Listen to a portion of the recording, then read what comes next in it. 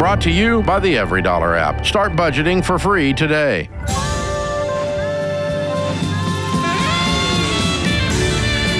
Normal is broke and common sense is weird. So we're here to help you transform your life. From the Ramsey Network and the Fairwinds Credit Union studio, this is the Ramsey Show. I'm your host, Dave Ramsey. Rachel Cruze, Ramsey personality, #1 best-selling author, co-host of the Smart Money Happy Hour on Ramsey Networks, and my daughter is my co-host today. Open phones here at 888-825-5225. The call is free, and some say the advice is worth exactly what you pay for it. Logan is in Grand Rapids, Michigan. Hey, Logan, what's up? Hey, how you doing today? Better than I deserve. How can we help, sir? I started a business 18 months ago. I've been working 70 to 100 hours a week. Right now, we're barely breaking even. I have 2 full-time jobs, and I have a 7-week-old at home. So I'm wondering, at what point do you decide when to exit the business, and if there's a good workflow for that? I guess just kind of a general question around that. What your thought would be? Okay. Well, you exit a business not when it's hard, because 100% of the time you run a business is hard. Okay.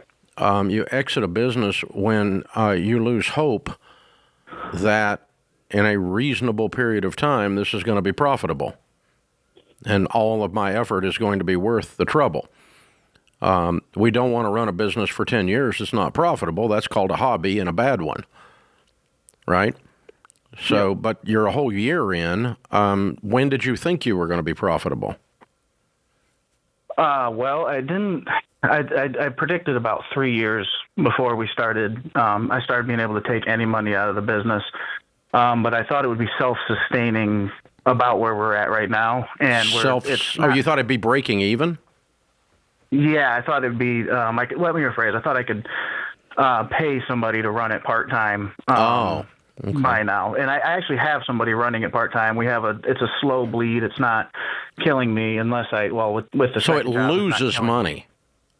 To pay somebody to run it, yes. For the first 8 months we were open, I work from home. I actually worked. What do you do? What is the business?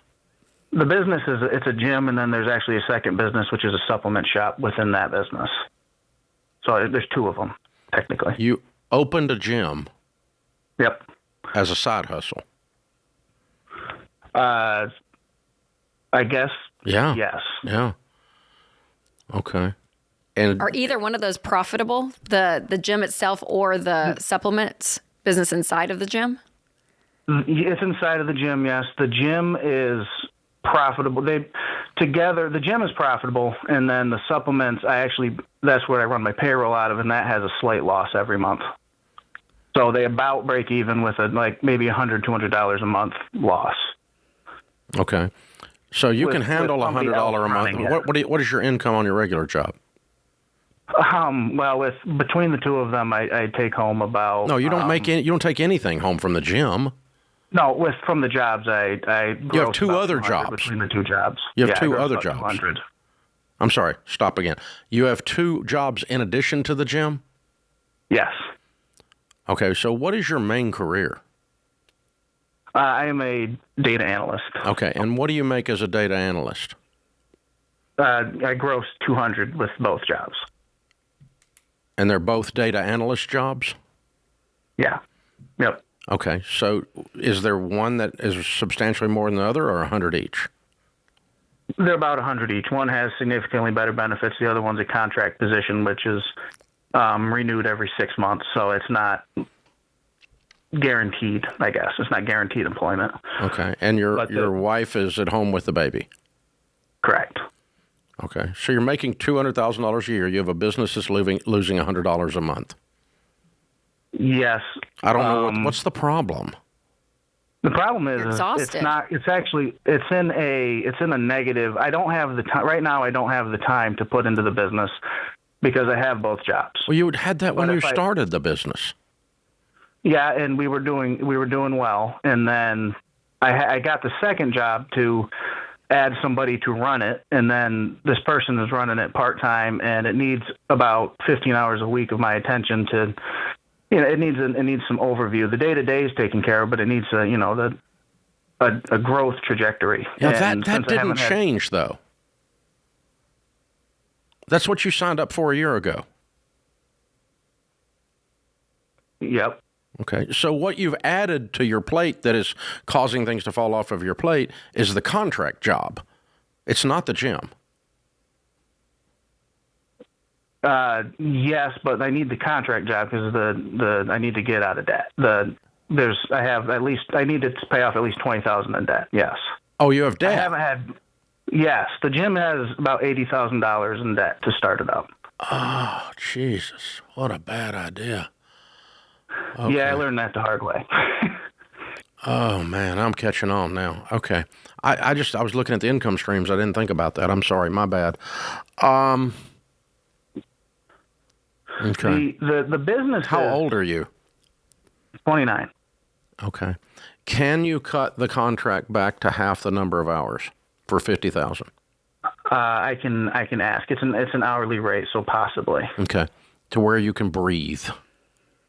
Actual logistics on just time. Okay.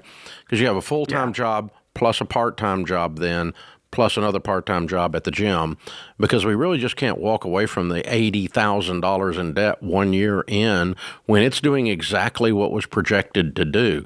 The only thing that changed is you just kept adding crap because you wanted to get the $80,000 paid off, and you can't get it all done in a day. Essentially. You stressed yourself out by adding stacks and stacks and stuff to your plate. And the baby made you realize that. Yeah, that was a.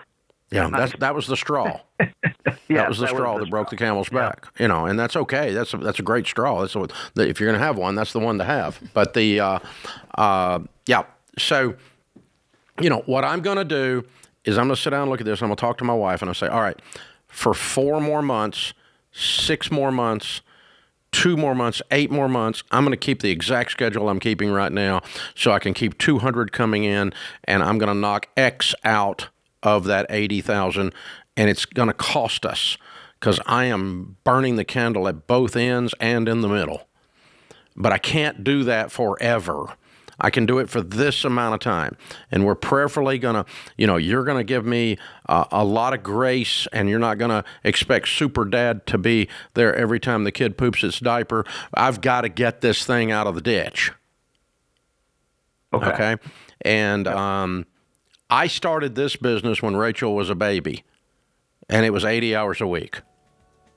And Sharon and I agreed to that. And she never whined one time after we agreed to that. But we also said there's a limited amount of time a human being can do this without exploding. And so you need to decide what that is. You're sensing that things are on fire because they're on fire. So the way to survive that is to go as close to the fire as you can get without getting burned. And go, okay, the most I can do is 90 more days. And then I'm going to pull back to part-time on the contract, so that I can breathe again. But in the meantime, I'm going to pour the coals on and see how much of this debt I can knock out, so I've got better options. You don't have really good options right now.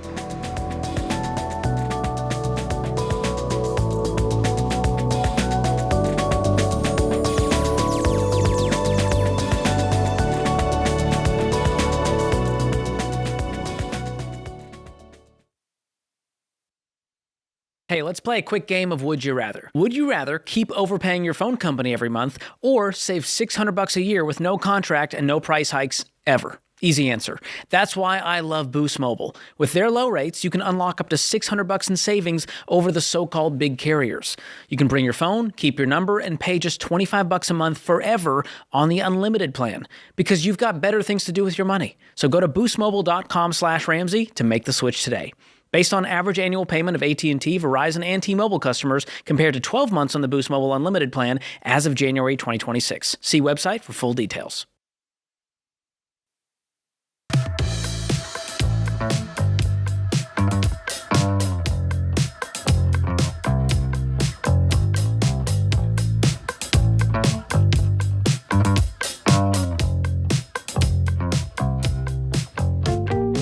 Kate is in Billings, Montana. Hi, Kate. How are you? Hi, good. How are you? Better than I deserve. What's up? I wanted to talk to you today about my husband. He loves new trucks, and he has switched trucks about 7 times in the last 6 years, and he changed vehicles twice last year. And so he usually just texts me when he's making this change, and I've tried to talk to him about how it's a bigger deal than that because we are usually losing money on this transaction. Oh, every time. Yes. So I just wanted your thoughts. How much do you guys make a year, Kate? So he's actually making quite a bit of money now, but this is new for us. So he founded his own technology company doing logistics, and it grossed about $1 million last year. What did it net? I think 1.4. It netted? You paid taxes on $1 million? Yes. Gross and net is different. You know that. Okay, sorry, I might be. Okay, I didn't think you did. What did you bring home? What hit your account? Your household income. What did he bring home? Our household income was over $600. I know we owed a ton in taxes, so. Okay. So he can afford to lose the money. But he's disrespecting his wife. Yes. So we have 3 kids, and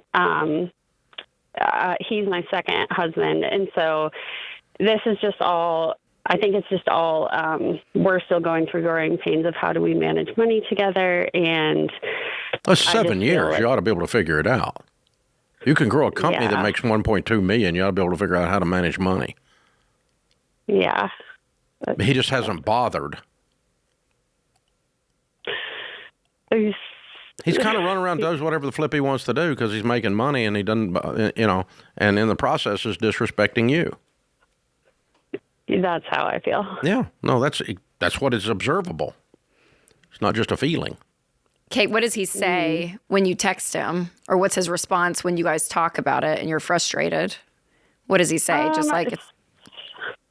So it typically gets us into an argument because he I don't think he likes being told what to do or, how to spend his money, but he denies that he's disrespecting me or not, consulting with me. But his idea of consulting with me is basically just texting me, telling me what he's going to do. Yeah. So that's kind of where we're in disagreement. And he's going to fail as an entrepreneur. And the reason I know that is I coach 10,000 businesses through EntreLeadership. And entrepreneurs who do not listen to their wives don't make it long term. You cannot out-earn that level of stupidity. I tried it. It doesn't work. And it'll get you. Okay? So the arrogance that is attached to this means he's also not listening to his key leaders when they're speaking up and saying this is a dumb idea. He's not listening to anybody because he freaking thinks he's Superman. And this is going to lead to him hitting the wall. So I'm scared. I'm really, really afraid for him because right now this isn't a big enough problem that it's actually causing him any discomfort. But the root of this is very, very dangerous from a business perspective because leaders that don't have humility and take input from proper sources do not lead well. And it's pretty simple. And so, I've got key people on this team. Some of them have been with me 30 years, and they're like brothers and sisters to me, and they speak into the Ramsey thing that happens here. And believe you me, to the extent that she wants to, Sharon Ramsey speaks into this place and what's going on. Do we do every single thing Sharon wants to do? No, but we don't do every single thing Dave wants to do either. So, but you guys have a breakdown in your relationship and the power of the relationship. It's almost as if he has his life over to one side and then he comes home and has a family. Well, and that's what feels always a little bit off. It's disjointed. And even when he uses I've been making a lot of money, so I get to go over here, right? It's like this, it turns into this isolated instance where that's the opposite of marriage, right? When you're married to someone and you're doing life with someone, it should be integrated, right? You're still going to have your own thoughts and opinions. It's not that, but it's that we make big decisions together. We talk about this. We are united in these things. So all of this to say that your frustration with this, I think, and Rachel thinks is accurate. Now, what to do about it is another thing. I'm afraid for him, long term. 5 years from today, this is not going to be pretty, is my prediction. And we coach 10,000 businesses here at Ramsey. We work with small businesses every day, and I see them come and I see them go, and I watch what happens. So what I would say is that I think you guys have a marriage problem that has a deep, deep root to it.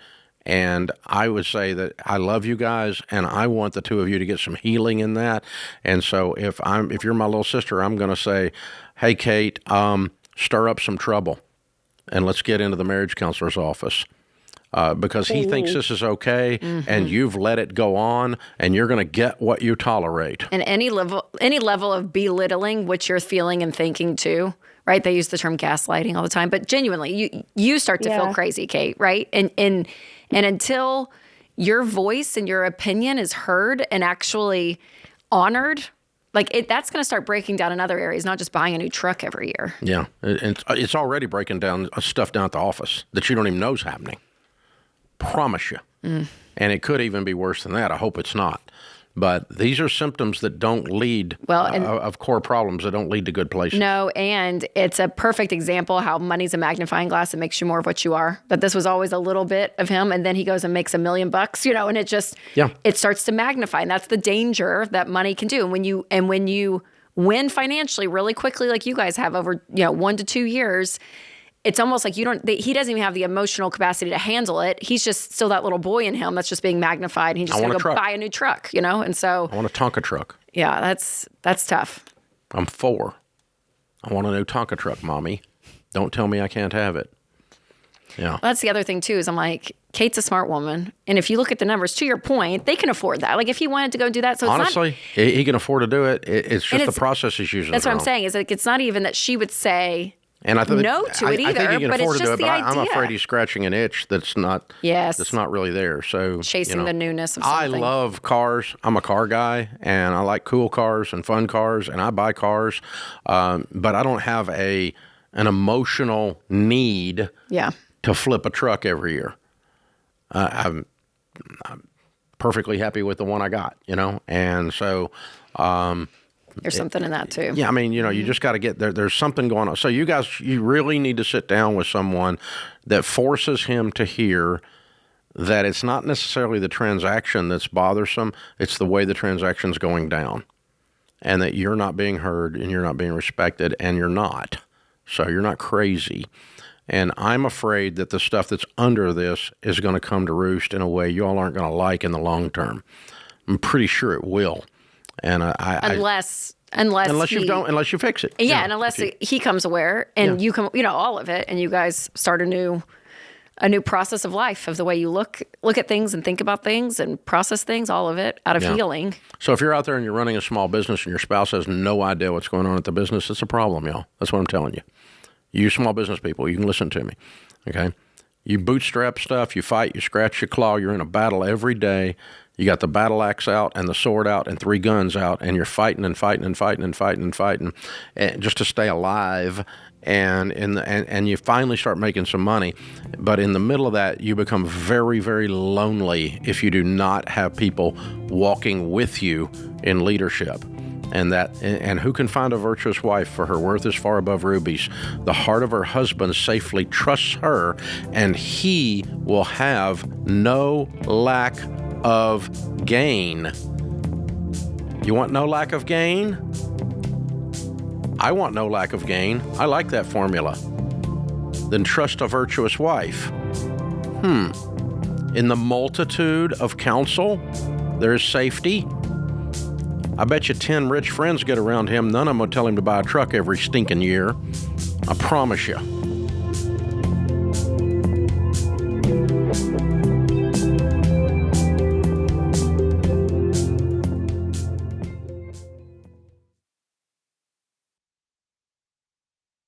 Finally, mortgage rates have dropped, and you know what that means? People who've been sitting on the sidelines are about to jump back in to the housing market.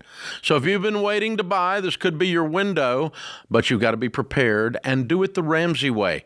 You need to contact Churchill Mortgage. Their Home Buyer Edge program gives you peace of mind in a wild market.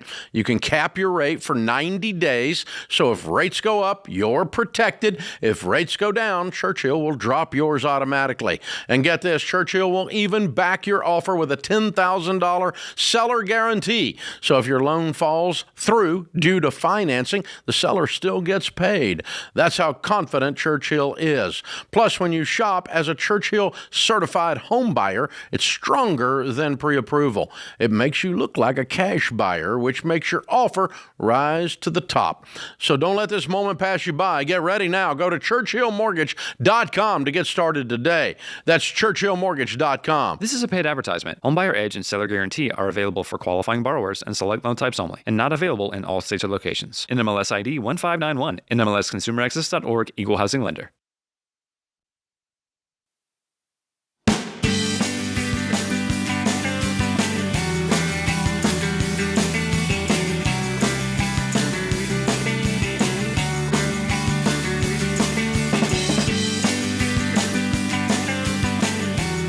Well, the Ramsey Show, watching this show happen as we tape it right in front of you, is going on tour next month. In April, we're going to be in Charlotte, Denver, Phoenix, and Anaheim. If you've never experienced the Ramsey Show in person, then you've never seen it like this before. It's a perfect date night. One of you is a spender, one of you is a saver. Come out. Rachel, John, George, Jade, Ken will settle your money debates right there in front of all the people in the audience. Tickets are almost sold out, but not quite. There's a few left and just a couple of VIP seats remaining. Don't wait. Go to RamseySolutions.com/events or click the link in the show notes if you're listening on podcast or YouTube. Michael's in Green Bay. Hey, Michael, what's up? Hey, Dave. It's nice talking to you. I listen to your show quite a bit, and I am about 20 years old with about 50 grand in debt. Wow. 30 of that being a car loan, 3 of it being from a Square loan from the business that I shut down here recently, and some of it's medical, like just outstanding medical debt. Like, I mean, I was in a motorcycle accident 3 years ago that I still haven't paid. I owe a friend of a family friend about 3 grand. I owe like a tire shop almost 2 grand. Like, I guess my question that I want to ask you today is, like, I don't know where to start with this because it feels like a lot, and I truthfully don't know where a lot of the debt is. Like, I owe a dermatology group, like $800, and I owe like other medical companies money, and I just don't know exactly where all that debt is, where the creditors are. Like, every now and then I get calls. Yeah, Michael. And, so like, it's just so. How has your life been so chaotic in the last 2 or 3 years that this has happened? And because it sounds like you're just spiraling, man. It sounds like chaos. I'd agree. Yeah, truthfully, it is. And 2 years ago, I started my own business with my best friend. We found a building to go into, and truthfully, it just kind of took off like crazy. And then it didn't. Correct. I had bought him out of the business, went solo. I got in some small trouble with my previous accountant. I even owe my previous accountant $800, and they did no work for me. They filed my taxes late for me. So I'm finally out of the tax debt. I had an employee at the time. I guess. Like, so at the end of the day, you really weren't making a lot of money because all the bills weren't paid. Unless you were spending it on cocaine or something. Where did the money go? So honestly, I was really bad at saving, and I wish I did it better. No, not saving, honey. I mean, you got these little $800 bills that aren't paid, so you probably weren't actually making any profit, were you? Honestly, it sounds dumb, but I was. I was making. Well, then where would you say the money went? 120. Where would you say the money went? Stuff, food every day. Food. $120,000 worth of food? I wouldn't say it's all food, but like a lot of just really small spending that just leaked. I decided to get a German Shepherd last year. You're going to kill me for this. I just traded in a 2023 Tesla Model 3 just last night for a truck because the Wisconsin winters, obviously, an electric vehicle is not going to do last me night, justice. like literally, like 12 hours ago. Yes. Oh, Michael. Like quite literally last night. Michael, you said you've been listening to the show. I have been. I know. I know. Okay, what are you doing? What are you? Okay, Michael, what are you doing right now for a job? What are you doing? I currently work for a automotive supplier. I make a base salary of $45 a year. After commission, give or take, it's about roughly $50. Okay, and you just bought a $30,000 car. Yes. Okay, you need to call them back, honey, and tell them to cancel the transaction, that you're not going through with it as soon as you get off the phone. So, but my thing is I traded in my old car for. Are you going to argue with me about something that's stupid? You're really not going to argue with me about something that's stupid, are you? Please tell me that you want a better life than you have. You keep doing stupid stuff, you're going to have a stupid life, honey. That thing last night was absolute freaking brain damage. You understand that? Yeah. I mean, dude, really.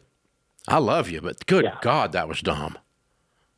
So, can I say my point of view really quick on that? Not really. You can just call them back and cancel the transaction, or you can have a good life. All right, Jordan is in Kansas City. Hey, Jordan, how are you? Hello, I'm good. How are you? Better than I deserve. What's up? I was wondering if I should pay down my current student loan burden with single stocks that I hold. You could pay down your what? Student loan debt. Oh, cool. How much student loan debt have you got? Just a little under $170,000. Whoa, are you a doctor or a lawyer? Veterinarian. Oh, good. What do you make? Currently, I make about $78,000. Wow, you must have just got out. Yeah, I graduated a few years ago. Currently in internships. That kind of begs the next question. I've gone into a program to help me specialize, but that program, being a residency program, pays less actually than what I make now. Yeah, you don't need to be in a residency program. You're broke. You need to be making $130,000 as a veterinarian, not $70,000. Right. Yeah. And to go and market are you fully licensed DVM now? Yeah, fully licensed. Okay, you need to be making $130,000, not $70,000, and you don't need to go into a residency for specialization. You're broke. You went in debt to become a DVM. Now go be one, dude, and go back and do your specialization in 5 years. Yeah. Okay. So even with the upside of making over 200 post residency. 5 years from now, I think that's a great idea. But you'll make a lot more than 200 as a DVM that owns his own practice too. Mm-hmm. So why don't you go be a DVM, clean up the debt, then open your own practice with some cash, and you'll make more than 200, and then you can decide if you actually want to specialize. Mm-hmm. Okay. You do know this is true, right? I mean, we work with DVMs all over America. There are some of the people we coach. Right. I know what the numbers look like. I mean, the typical one makes between 130 and 150 as a salary working for someone else. And when you open your own practice and start running the actual business aspect of it, you generally are going to go 200 to $250,000. Mm-hmm. I'm assuming some mix between small animal and large animal here. I'm not assuming just racehorses or something like that. We're doing just predominantly small animal or the racehorse industry, right? Because people spend money on their pets in America. Mm-hmm. George Camel will employ you for a full year. George Camel will keep you. He'll pay off your debt single-handedly. Oh my gosh! But Jordan, yes, if you have single stocks, you can cash those in. I would You'll cash pay taxes, those in but then you will immediately and pay down your debt. Yes, and I would be working on getting your income up immediately and try to get this paid off in 2 to 3 years, right? If you're making that kind of money, so just live on nothing. So here, Jordan, look around the DVM world. Okay, it is being corporate. It's being taken over by corporate America. And if you want to be an employee of corporate America, go get your specialization. If you want to be self-employed and control your own destiny and own your business and own your own butt, and not somebody else owns your butt, then you can not specialize, use this stock to get this knocked down, get your income up as an employee right now, and then go with a 4-year plan, 5-year plan, opening your own thing. If you want to add specialization to that on the side, but I would not have it as my long-term goal to be an employee with specialization as a DVM. And you're going to, because you're going to end up working for corporate America, and they're going to piss on you. And so it's welcome to the medical field. And so I work with these guys all the time. This is the advice we give them. You can own a piece of your whole community when you own a DVM practice. The people that are loyal to you, they're more loyal to you than anything else when it's their dog or their cat. They'll do anything for you. You're like part of their family. And that's a whole lot different than being an employee of corporate America.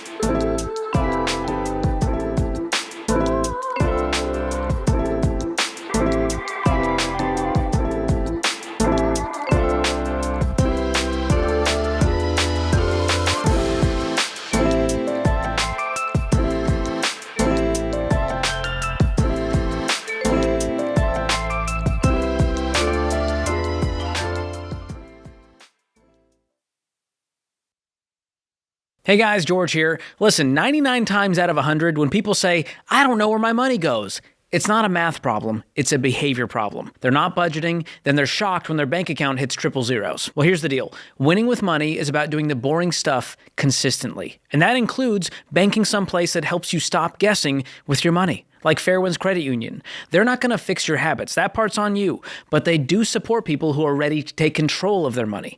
At Fairwinds, you get a high-yield savings account with a great rate to help grow your emergency fund, a checking account that won't nickel and dime you, and up to 10 free savings accounts so you can organize your money on purpose. Because when you stay disciplined, your money gets predictable, manageable, and boring in the best way. So if you're ready for a bank that helps you be intentional, open your smart bundle today at fairwinds.org/Ramsey and get the Ramsey Be Weird debit card to go along with it. That's fairwinds.org/Ramsey, insured by the NCUA.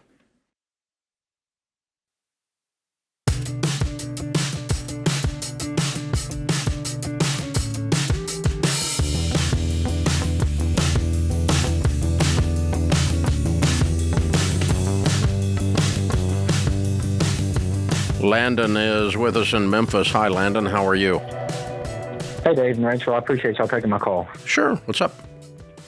So just the context behind this is, Dave, I had a call with you when I was 22 years old, and you told me that if I did exactly what you said, that I would be a millionaire by the time I was 32. And we were able to accomplish that by the time we were 28. So I just want to let you know that, wow. Y'all mean the world to us, and wow. my children's children will be grateful for y'all one day. So I really appreciate it. Proud of you, man. Well done, excellent. Landon. Man. You should call cool. you should call the guy from the last segment. Talk to him. So with that being said, this is probably going to sound so stupid, but I'm so nervous to make a dumb decision after what we've worked so hard for that I just had to get y'all's advice on it. So we're worth right at about $1.1 million, maybe a little bit less than that. And we have 15 acres of property that we want to build a house on. My house currently is paid for. And the issue is I just bought this house 2 years ago new. And then, of course, we have a guy moving next door with his mom that just got out of prison after 20 years for child crimes. And it really freaking sucks that I can't let my kids in the backyard to play because he will watch them through the fence pickets. Not but once. Jeez. Yeah, so it really, really sucks. And so with that, we just want to go ahead and build this house on this property. But the problem is there's basically 2 to 3 options. Number one, we can take out a construction loan to go ahead and start the build. Once it's done, sell our house and pay off the construction loan. But the problem with that is we feel like we're violating what we've been so committed to for this many years. But it's kind of heartbreaking to do it. That's number one. Number two is we can sell our house now and go rent something, but I really hate to make my wife move twice, have 2 babies in the process, have to figure out the dog situation. Not when there's a creep living next door, though, Landon. Don't you guys want out? I agree. You want to go rent to get away from the creepo. Mm-hmm. Because otherwise I'm going to end up in jail for murdering him. Okay. Yeah, I agree. So you would just go ahead, sell it, rent, move twice, deal with the dog situation, the whole deal. Yeah, and the benefit of getting away from the creepo is it also frees up the money to do the build. But I agree. I do agree. Yeah. Yes, I would love nothing more than to not do a construction loan on this stupid thing. Yeah, and you guys will be somewhere 9 to 12 months, and it won't be super fun. But you would look at, I mean, that just goes so fast, time-wise. Do you know what I mean? Like, it's going to be for a quick time. So, and here's the thing. Here's the thing. You're a millionaire. Way to go. You're 28 years old. Way to go. What's your household income? Last year I made $250, but my income varies. I'm commission only. And you don't have a stinking debt in the world. Correct. And the house will sell for how much? I'm fully expecting to lose some money on it because I've got to pay an agent and pay house will sell for costs. How much? Probably $470. I'll probably lose 20 to 30 Okay, and what is it going to take to do the build? $500. Okay, and you've got the other money. I've got $200,000 in liquid cash right now, not counting retirement. So here's what's going to be uncomfortable for you, but you're going to do it anyway if you follow my advice. And you did last time. Okay. So yeah, I'll do it again. Rent something for 1 year that's ridiculously nice. Yeah. And that makes this adventure kind of fun. Sure. And it's so nice that you put up an extra deposit and they don't mind your dogs in the backyard and your kids are away from creepazoid and your wife doesn't mind moving because she's moving up. Go rent an $800,000 house. Yeah. And because it's not that much money out of the whole scope of your life. And it makes this move, it puts grease in the wheels to make this move happen properly. And so you can afford to do all of that. This is not a permanent decision. It's a temporary decision. And it's making a uncomfortable thing, a double move, fun. Yeah. So you would do that even though you're taking on a monthly payment that you haven't had for years now. Yes. And you're taking away from the other things you're doing. Yes, because you don't have a monthly payment on a construction loan interest. Sure. Okay, so there's no scenario in this where you're doing a construction loan after where we're at. Well, you could if you want to, but that would involve staying in the house. And you weren't kidding. The guy's looking through the slats of the fence. I'm dead serious. He will do that. I'm not kidding. I don't know how you didn't respond to that. I'm sure he did. I'm sure he did. I spent $8,000 in cameras and equipment, and then I'm going to swear out a warrant. Well, the point is, you got to get away from this. Yeah, the point is, you will have more peace from the financial aspect because you already were just like, oh, I don't want to do the construction loan. Again, you could, but you didn't feel good about that, and your current situation, you guys. I mean, if I was your wife and I had 2 little kids, that's miserable. Go rent a. How do you go? I like when Dave likes to spend money. I like this because go rent like an amazing house. Well, you've lived like no one else, and so now you can live like on a farm or something, like something that you wouldn't normally do. You've got a nice pool and a big backyard with cows. He's got 15 acres. They're going to move to a farm. I know. Move to a fun. I don't know. Just have fun for a year somewhere. I like that. Yeah, pretend like you're doing. We had a friend do that, and she moved into like a historic. Type home, and it was the coolest, but it was for a year, but it was beautiful, so fun. I like that idea. But you've got the money. That's right. That's right. Yeah, totally. So let's not confuse this with somebody that's broke. No. Calling me up and going, I bought a Tesla last night. I know that's usually people that call this show, so it's fun when people who are winning. You go spend and enjoy your life. Yeah, it's good. And you're not having to violate the go back in debt thing. And most importantly, though, I'm getting away from creepazoid because I'm serious. I can't visualize going to work and leaving my wife and 2 little kids at home. Once this guy's got his eyeball through. No way. Yeah. I'm really afraid I would lose my mind and end up in jail. We know. You've said that twice on this call. I know. But it's just, these people, man. Okay. Yeah, I mess with little kids. I mean, this is not a good thing. So yeah, Landon, I think this is why you have worked so hard. The payoff for all of your sacrifice is you got choices. And I'm suggesting you make this an easiest possible process with those choices, because it is a temporary thing. It's not a 5-year plan. It's a 12-month plan. Yeah, that's right. And quickly get your plans drawn, select your builder, lay out a budget, a schedule, and a blueprint, and manage to those 3 things and get that house out of the ground and get it done as quick as you possibly can. Just don't let it budget creep out of stay what on you guys budget, have worked on. stay on schedule, and stay on blueprint. And not 19 change orders, and stay on budget, stay on blueprint, stay on schedule. And you can get a house out of the ground. You'll be your builder's favorite customer ever, because most people can't stay on budget, stay on schedule, and stay on blueprint. So if you'll do that, you can get the house out of the ground in 12 months. You'll be fine. You'll be on the farm, dun-dun-dun-dun-dun-dun, and life is good. You got some distance between you and the neighbors, which is always a good thing. Wow. The world we live in. Well, and I just love what he said, though, calling it 23 and said, or he was 22. 22. I told him by 32 he'd be a millionaire. Yeah, if you and did he made these it by things. 28. Yes. Yay. So it does. Proud of him. Proves out. Well done, Landon. You follow this stuff, it works. I mean, I didn't invent any of it. I stole it all from God and your grandmother. Common sense is so rare in America, though, that it's like having a superpower. And so, so we have a wildly popular show that 30 million people tune into every week. Who knew?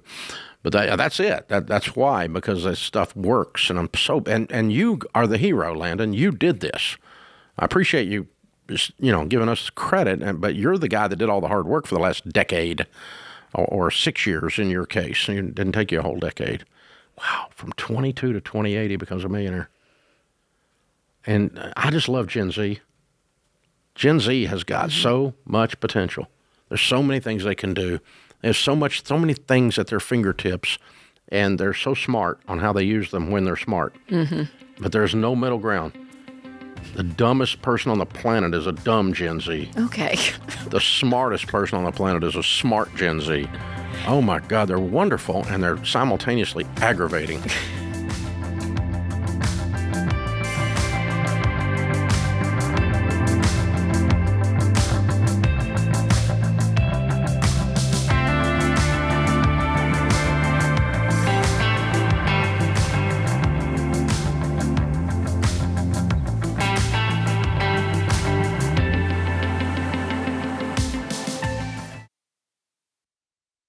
If you're looking for a more budget-friendly way to save on medical costs and stay true to your values, Christian Healthcare Ministries is a great option to think about.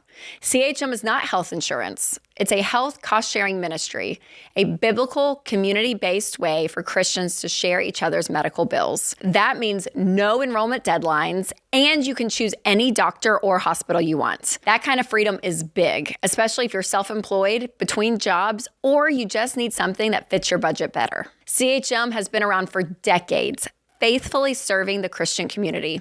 And many members save hundreds of dollars a month compared to traditional health insurance.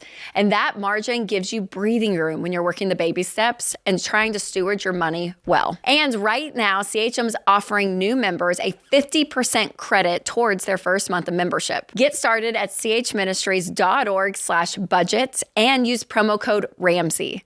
That's chministries.org/budget and promo code Ramsey.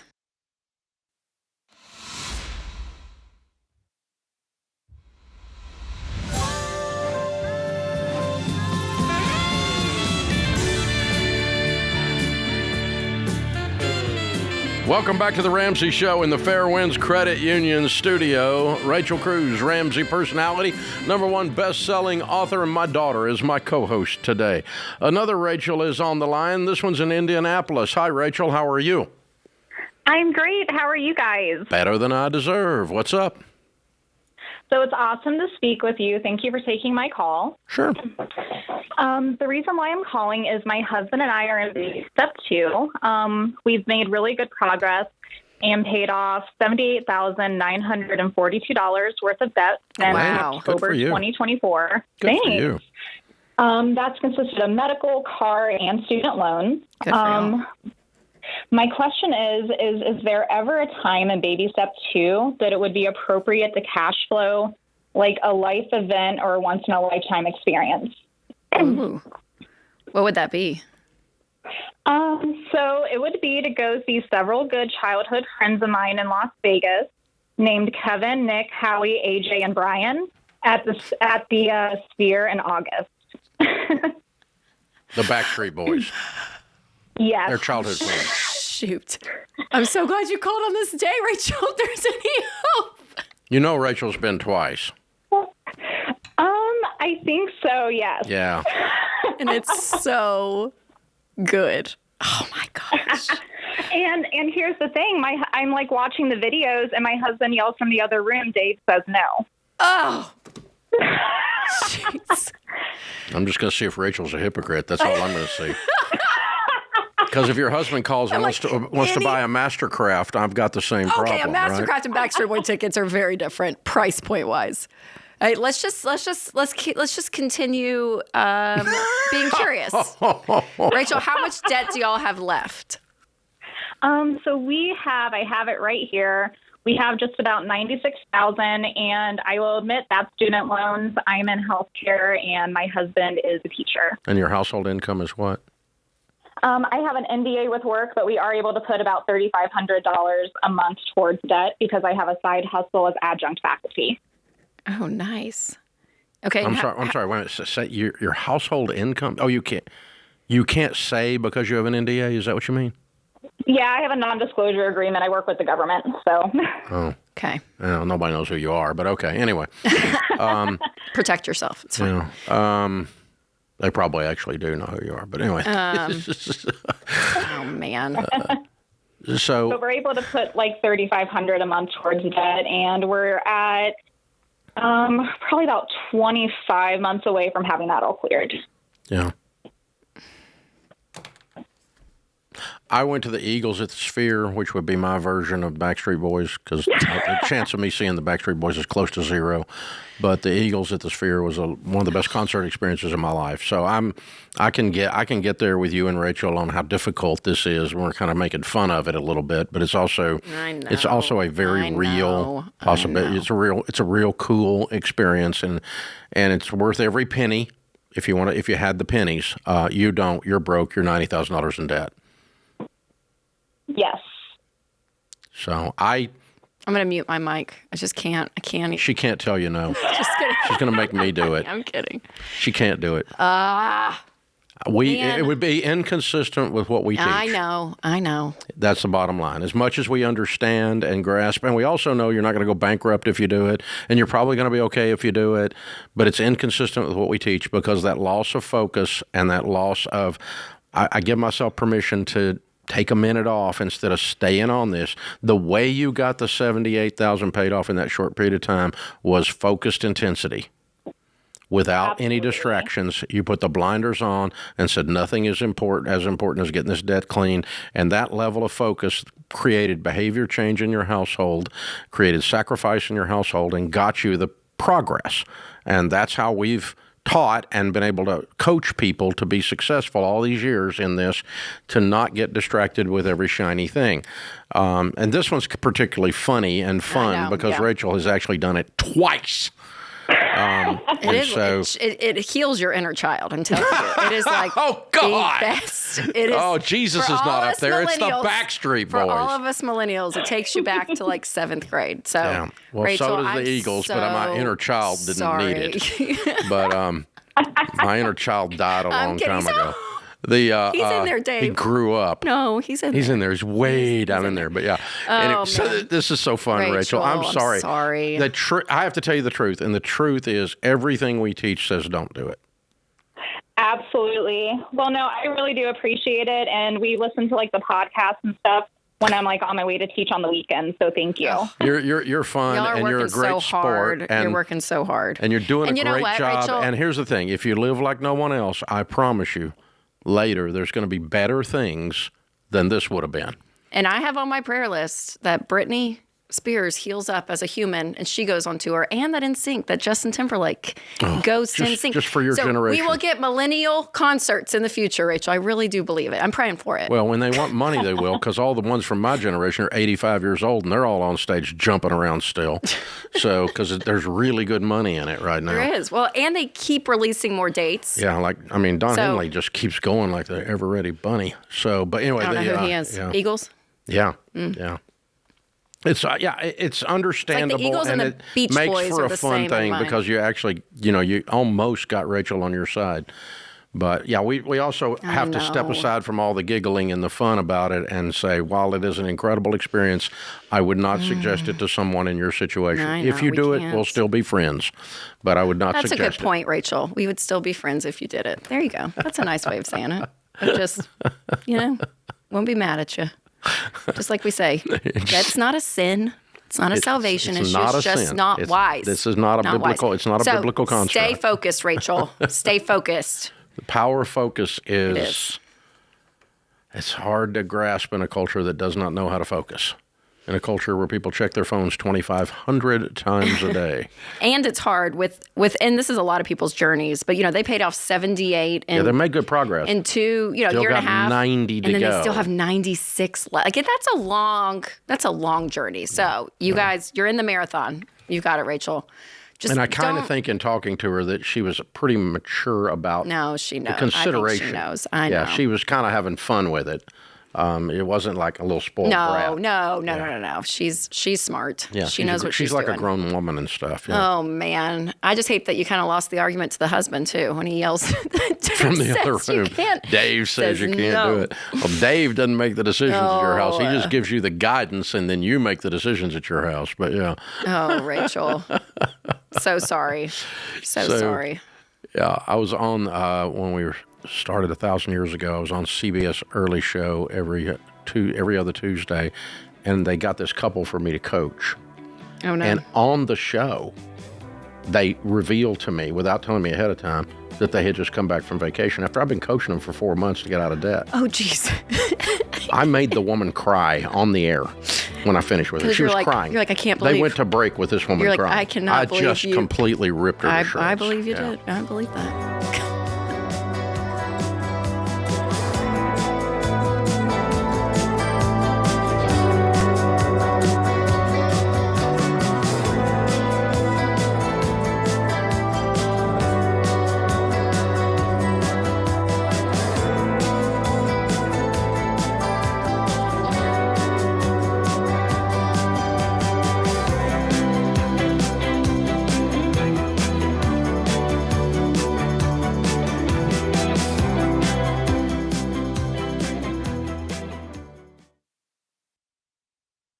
Listen, identity theft doesn't just happen just because you're careless. You can do everything right and still become a victim, whether your information is skimmed online, stolen through a scam, or exposed in a data breach, which happens every day.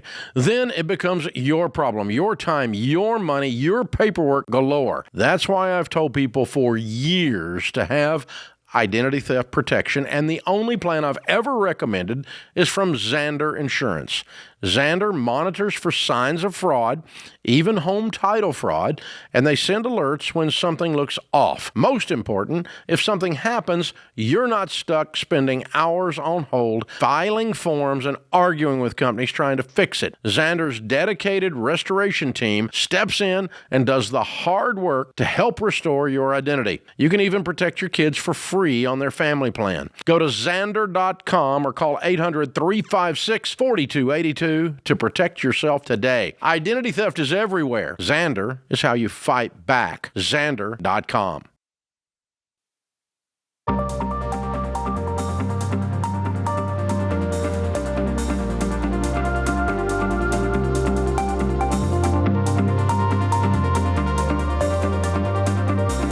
One of the best things to do for your finances is to have a really good tax pro in your corner that you can trust. They'll advise you on the best moves to make for your situation, your small business. If you've had some big life changes in the past year, you bought a house, got married, had kids, got a divorce, whatever. RamseySolutions.com/taxpro will hook you up with one of the CPAs or enrolled agents that are Ramsey trusted. RamseySolutions.com/taxpro to find tax people that are Ramsey trusted to help you. Jennifer's in Boston. Hi, Jennifer. How are you?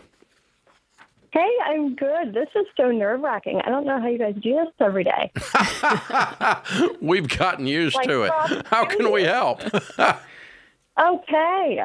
Okay, so me and my husband, we had $146,000 of student debt. We've gotten it down to $65,000. So we've been kind of crushing it.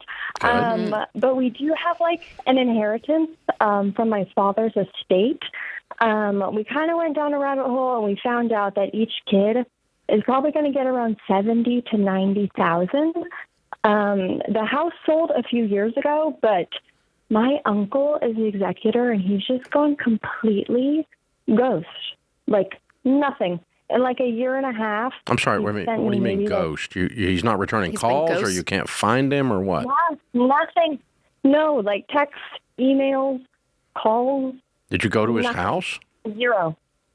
Well, we live in different states. He's all the way across the country. Well, for $70,000, I'm going to go to his house. Yeah, I was talking to my husband about that. I'm like, is this something we get I don't know, the authorities involved? Because it kind of kills me that our debt could be gone tomorrow if I had the estate money. So you've called his phone how many times? Oh gosh, a handful, not a ton, because I'm oh, okay, he has a life, he has kids, but I'm starting to just get a little peeved. Wait a minute. So how long? You're not being how mean many by times have you him. called him? 3 times? Over how long? Since we've been getting serious about the debts, probably a year. Because my husband was in PA school and then I was in college. We weren't really thinking about the estate at all. And now that we're paying down the debt, I'm oh my gosh. How long ago did your father die? On the table. In 2015.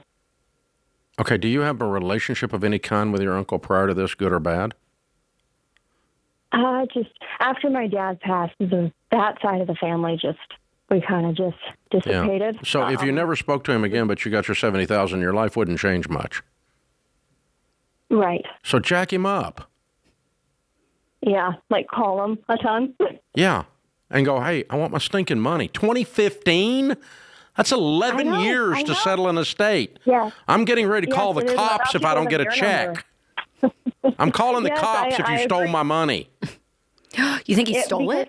He might have stolen it. It's been 11 years. Oh, no. Well, here's some tea. I just have a little bit of a feeling that he's holding it because he thinks we're too young to manage it. I've got a little bit of a feeling that I'm about to jack him up. Yeah. See, I need 11 years? When did the house sell, though? It just Why sold. am I more pissed than you?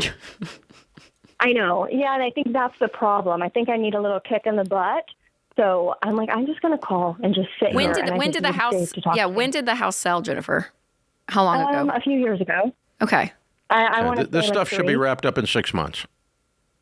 Okay. So he's 10 and a half years too late. Yes, call him and call him call him twice a day. Okay. We're really wanting to move in August, and I'm we're not moving unless we're out of debt. Yeah. So I'm well, you need to that's irrelevant to this discussion. Okay.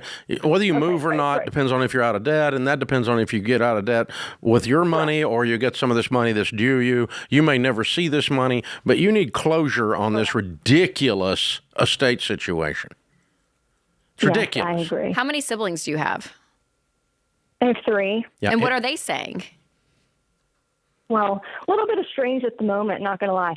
Okay. Having a little bit of a family. Okay. All right. thing. So I'm gonna let Uncle know that he's got 10 days to send me to close out the estate and send me my money. And if he doesn't do that, I'm going to hire an attorney and I'm getting ready to jack his world up. I'm going to reach down his throat and pull him inside out. Oh, my Lord. Dad. No, really. 11 freaking years. She's only called him 3 times in a year, so maybe we try the calling thing. Yeah, call him and say, I want my money. And then if he says, I want my money. okay, I want my and then money. I'm going to call again. Yeah. If you want my money. And then I'm going to call again and I'm going to go, hey, it's been 20 minutes. Where's my money? This is 11 years. I definitely. Yes, Rachel's correct that I haven't put my foot on the gas at all. But now that we're going crazy with the debt, I'm okay. Dave's I need taking to, you from actually go crazy. Taking you Horse from and 0 to buggy 100, yeah. but you need to go there. You need to go middle. Yeah. Well, you There's need to be no prepared way to go to that he 100 in could- the next 30 days. 30 seconds. I'll do it as soon as No, we get off. you have to call him immediately. You can start nice, and then progressively over the next 30 days, you go from nice to I don't care if you ever talk to me again, but I still want my money. Correct. This has no way gone that on he too could, long. Take it. It's gone on too long. Correct. And I think he spent the money. I think you're screwed.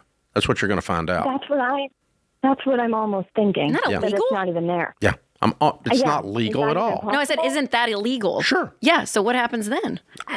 He's a fiduciary. It's a civil matter. It's not a theft. Oh, Okay. Because it was never in her name. He's the executor of the estate. He did not function in his duties right, his fiduciary duties. So you could sue him, but suing broke people with no morals is usually a waste of time.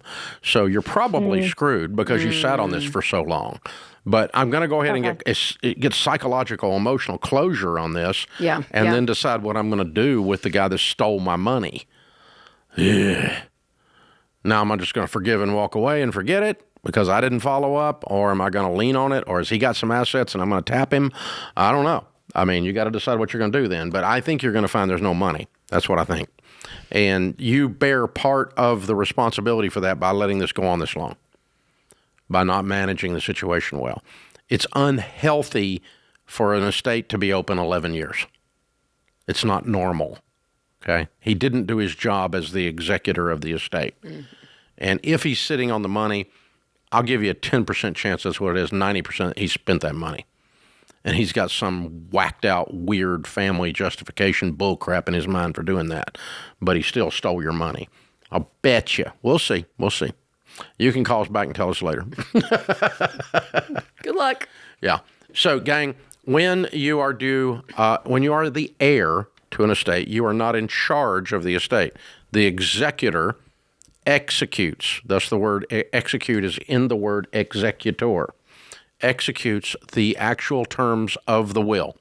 If the will states house to be sold, proceeds to be distributed to children, that has to happen in a reasonable period of time. 11 years is 10 years past reasonable. That's simple. Mm-hmm. Okay, that's an actual practical thing. And so as an heir, at the 1 year mark and periodically after 6 months, I'm going to be getting reports from the executor as to what the progress is and when I expect to see the payout that my dad left in his will for me. And you're going to give me those reports as the executor, or I'm going to drag your butt before the judge and he's going to make you give a report, because that is your fiduciary responsibility, your job, your trust job as the executor. You do not get to decide, oh, well, they're done with money, so I'm going to hold the money. That's not what the will said. The will said sell the house and distribute the money to the dumb people. That's what it said. And you have to do what the will said, even if it's uncomfortable, even if you don't agree with it. That's what you take on when you take on the job of executor. And if you've ever been the executor of an estate, you will promise to never do it again, because it's a royal pain in the butt. And most of the time, unless it's a huge estate, you don't get paid for this privilege.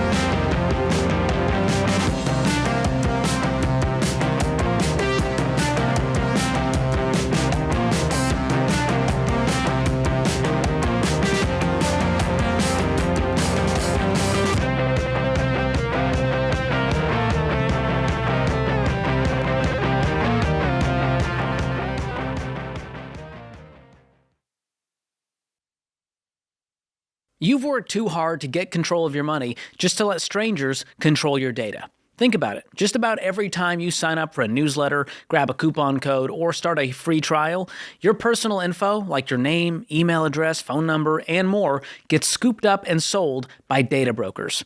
Here's the deal. Freedom isn't only being debt-free. It's also being free from companies cashing in on your data. And that's where Delete Me comes in. Delete Me's privacy experts find your personal info on these shady data broker sites, they get it deleted, and they keep it gone. It's like having a digital cleanup crew that scrubs your online life. So you get way fewer of those spam calls, creepy texts, and scam emails that make you wonder how they even found you. Guys, the less noise in your digital life, the more time you have for what actually matters. Because when you protect your privacy, you protect your peace and your freedom. So go to joindeleteme.com/Ramsey to get 20% off their annual plans and take back control. That's joindeleteme.com/Ramsey.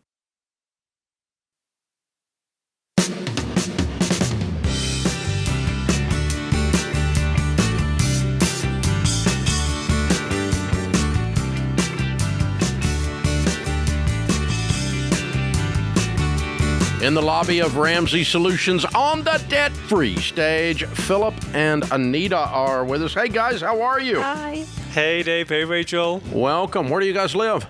We're in Atlanta, Georgia. Oh, fun. Well, welcome to Nashville. Congratulations. And how much debt have you paid off? We paid off $88,100, and we cash flowed another $30,000 of Murphy expenses in the first 18 months of that. Oh, gosh. Wow. How long did it take you to do the 88?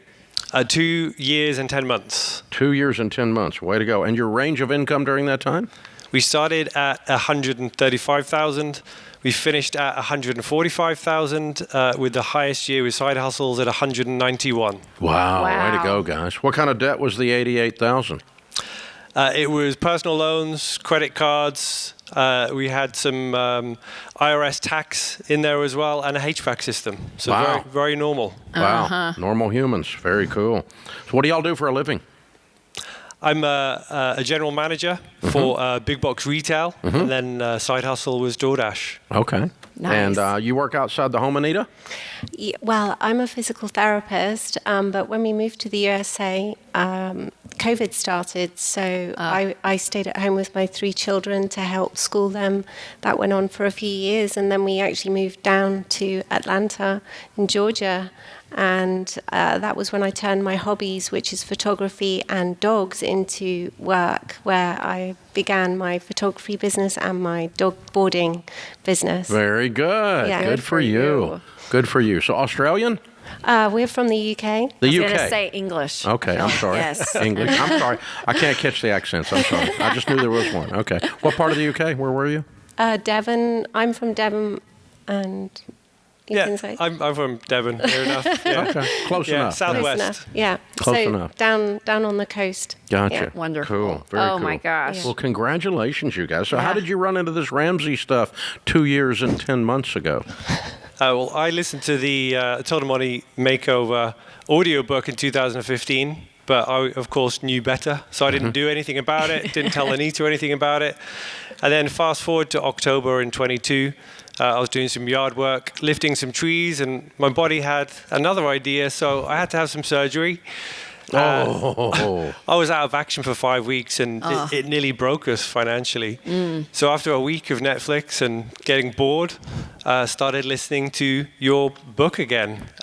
This time I really heard you shouting and yelling at me, and after 8 times I was ready to kind of open up to Anita about what was happening financially. Wow. Oh, wow. So, Anita, you didn't really have the full picture in general. No, we really didn't communicate very well with finances, and we communicated well otherwise, but I completely relied on him to manage the finances, and I didn't really know what was going on. And he was under a huge amount of stress, and it was impacting our marriage, but I didn't know what was causing the problem, why he was so stressed.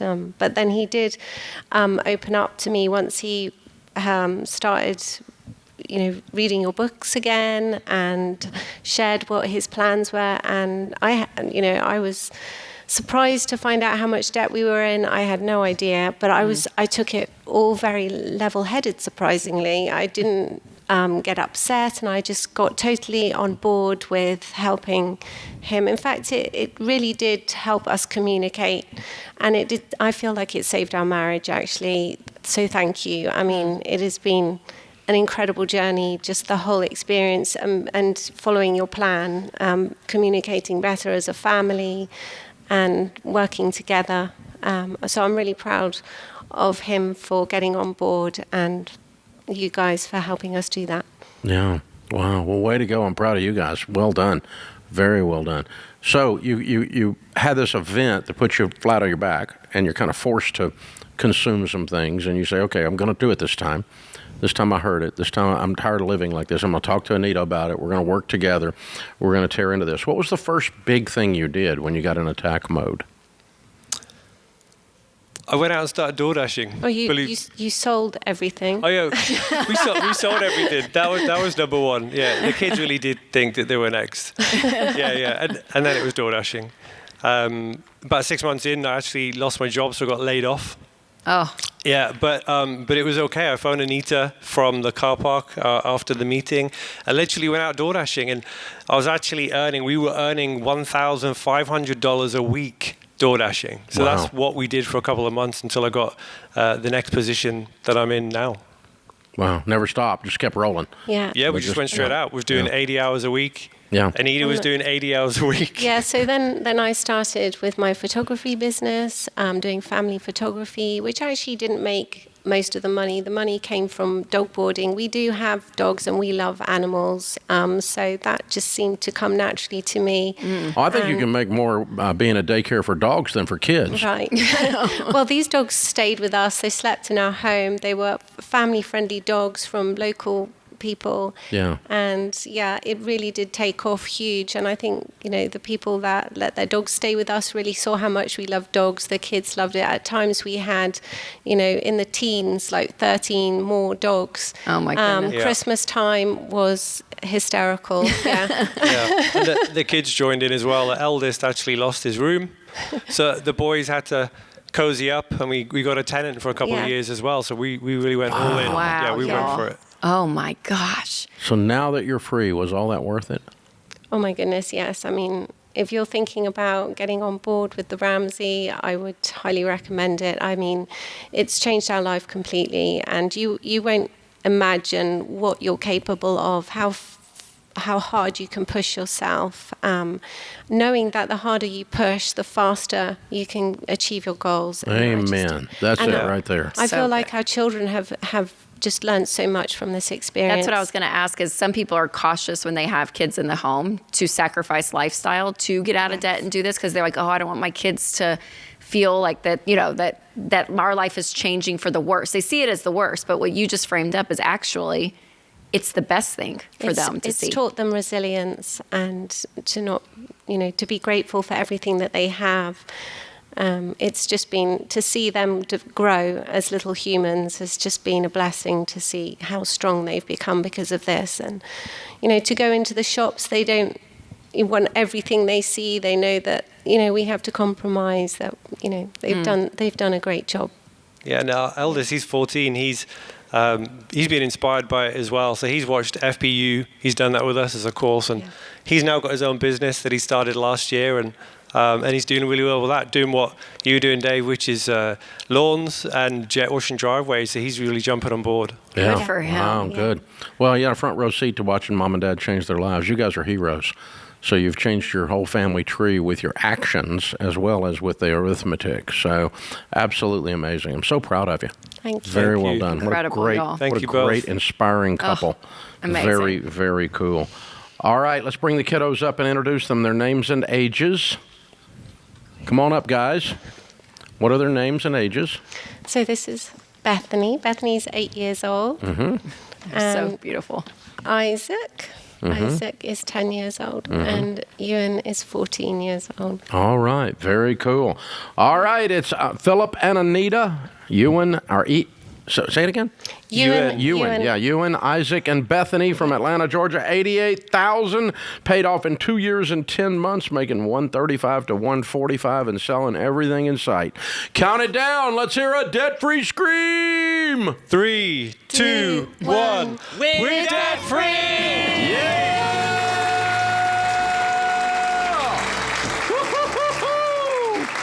I love it. Man, they are inspiring. That is so fun. I mean, just scorched earth for 2 years. Man, and they did just it. did it. And, her it's so beautifully said that, the more you turn it up, the more you turn up the heat, the faster you get out. Going, yep.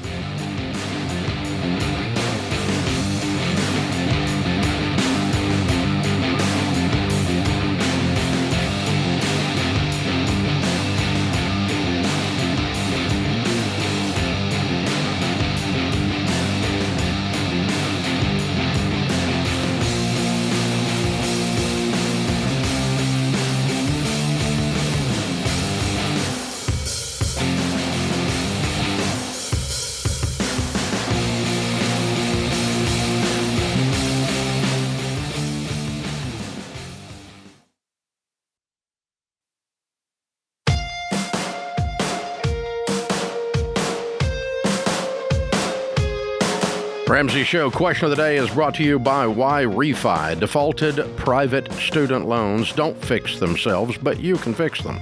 Why Refi helps you refinance into a low fixed rate payment that fits your budget so you can get back on the baby steps and move forward. Go to whyrefi.com/Ramsey. That's the letter Y, REFY.com/Ramsey. Might not be in all states. Today's question comes from Nicole in Arkansas. She said, I'm working 2 jobs to pay off debt, but it feels like my progress is slowing with the rising gas prices because of the war, increasing grocery costs, and higher interest rates. How can I maintain momentum in paying off my debt with all of this going on? Well, it's setting the lifestyle standard. I mean, there's some things that you can control, some things that you can't. And so to have gas in your car, you're going to have, which means if it is a little bit more expensive, then you got to change the price point of your budget to say it's there. So what do I have to make up for in other places that I can sacrifice and or make more money? Okay, but it shouldn't be that significant of a... Yeah, you're just wrong, Nicole.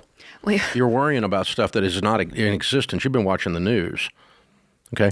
There's no higher interest rates. Well, you've been getting out of debt. No debt that you have. The interest rate has not gone up a penny on any of it. Yeah, grocery store costs have been consistent. I mean, the gas thing is a thing. Your gas might be costing you $10 more a month this month. The Iraqi bombing has been going on for 3 weeks. Iranian bombing, okay? 3 weeks. And gas has gone up 40 cents a gallon. It's $10. So you don't have a problem at $10, and you don't have higher interest rates, and your grocery costs have not gone up in the last 3 weeks. So none of that is true. So you're creating a narrative, a drama in your head because you're tired, because you've been working all the time. It feels like my progress is slowing. No, it's not. Unless you did something else to cause it to slow. Slowing because of the war. No, your progress is not slowing because of the war. Increasing grocery costs. No, not substantially, not in the past 5 weeks. No big difference. And no, interest rates on your debt have not gone up a penny. Not a penny. So I don't know where, that's all stuff that somebody told you that you work with that's in Debbie Downer, or you're watching the news, which is the same thing as Debbie Downer. So how you maintain momentum is you ignore Debbie Downer and you kick the butt of the debt by working like a crazy person and selling everything in sight and eating beans and rice and beans. The cost of beans and rice has not gone up. And so, but what does happen, Nicole, honestly, that is valid, and I will defend you on this after taking you to task on the other, is you do get tired. It gets old. Yeah, and if it's been a 2-year journey for her, she is feeling... Working you know what I mean? your butt off gets old. It gets old. It's hard. Getting out of debt is hard. It's just not as hard as spending your entire life being average, being mediocre, constantly living from paycheck to paycheck for your whole freaking life, having to work an extra job because you never get out of debt, because you never pay a price to push the rock over the hill. But I will sympathize with you, empathize with you that you do get tired. And I get sick and tired of this. And all I would encourage you to do is just take that and turn it into a righteous anger to push the pedal even harder to the floor to get out that much faster, like the debt-free screamer just said, like Anita just said on that debt-free scream. And use it as anger, and also as anger to never go back, and I'm not going to ever be the person I used to be. I'm going to be transformed while I get out of debt as well. Because it actually, what ends up happening to these people, you guys listening that have never done it, these people that go through these extreme journeys to get out of debt, they are changed more than their finances are changed. And they can never become the same person again because they're not the same person they used to be. Yeah, because the strength of doing something that you think is impossible, right? Where they have 13 dogs living with them at Christmas and they're working extra. They're door dashing $1,000 a week. They're making $4,000 a week door dashing is what they said on that every call. I mean, like that feels impossible for people. I mean, it's just like, there's no way I could do that. And when you do something you don't think you can do, the resilience on the back end comes out, and then you get to apply that to every area of your life. Like there's a level of strength there when you do what feels like the impossible. Yeah, once you've stretched to a certain point, you can never return to the same shape. It's not possible. And so, yeah, that's how this goes. Wow. So we'll be praying for your strength, kiddo, but do not get distracted by mythology from your Debbie Downer friends or mythology from the news, because your gas tank is not that much more expensive in the last 3 weeks. And if it is, it won't be for long. And your interest rates have not changed a thing. Unless you went and borrowed money in the last 3 weeks, you might have found a higher interest rate that way. But the interest rates on everything you had have not changed. Your credit card rates are not moved a penny, not moved up or down. They never move up or down. They always are screwing you. You know, your car is a fixed rate. If you have a car debt, your medical bills are a fixed rate. They're not charging you an interest rate. They're just trying to get their money. You know, whatever it is, the interest rates are all the same. Nothing has changed. Because nothing in your life has changed. That's my point. Now, there may have been some things in the marketplace have moved a little bit here or there. But, guys, you really can't sit and watch the news and be anything but negative. They exist for fear porn. Their whole job is to keep you upset, so you keep watching, and you stay in the Fox News or the CNN News loop. And, your particular side of the aisle is stimulated by anger at the other side of the aisle. And, that's all they do all day long. And we're on Fox all the time. We know those guys. We're not mad at them. Most of those guys are friends of ours. But what they do all day long, the people that write those scripts that they read in those teleprompters, you do not have higher interest rates. You just don't. It's that simple. Jane is in Fort Myers, Florida. Hi, Jane. How are you? Oh, I'm fine, Dave. Thank you very much for taking my call. Sure. My question concerns cars and a mortgage. My husband's 79. I'm 69. We currently have we've done it all. We've gotten grandma's car, grandpa's car. We've bought new cars. We've been married 48 years. We've bought new cars, seen them to the end. Anytime we bought a new car, had a payment, and once it was done, then we saw it to the end. So currently we got grandma's 2003 Buick LeSabre, and then we have a 2006 Explorer that my husband drives, and then we're snowbirds. So here in Florida, we have a Scion, and because we're snowbirds, I tend to go north more often than he does. I'm getting nervous. Okay, it's like we got these old cars. And he's pretty good. He's good. He knew stuff. He says, that car will be fine. Before I run out of time, ask your question, Jane. Okay. Is it ever a good idea? I went and got a lease. No, you didn't. Yes. Listen, I kind of got strong-armed, but it's a very nice car. But now I'm sure it is. I could be easily impressed because I got old cars. So anyway, what do you want me to do about it? You got a lease. Tell me. It's a bad idea. My plan is to give up the lease in September. It's done. Good. Turn it in. Good. Okay, because we gave our son money for some land, we still have a mortgage. So I'm thinking, okay, we'll put that money drive the old cars, put the money toward the mortgage, and then I turned 70 this year, so I'll get... I don't mind you getting a nicer car. It sounds like you've got the money. Just pay cash for it. That's simple. Yeah, and if the two old cars are fine, then what you're saying, putting it toward the mortgage, you're 70 years old, you're driving across the country, you need a better car than an 06. Yeah, I'm fine with that, but pay cash for it. And quit trying to trick the system. Sounds like you've been tricking it for a long time and it hasn't worked. Just write a check, buy yourself a car. And be careful what car you buy, and buy something that's very reasonable and that gets the job done where you feel safe. But don't lease stuff, no.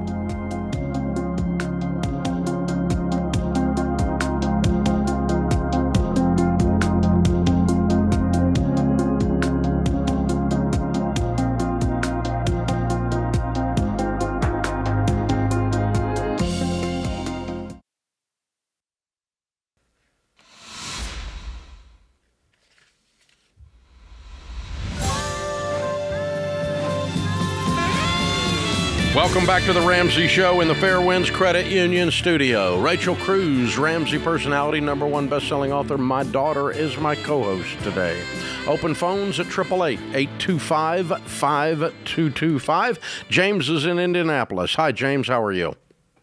Hello. Hey, I'm doing fine. Thanks for taking my call. And hello to Rachel and to Mr. Ramsey. Well, thank you, sir.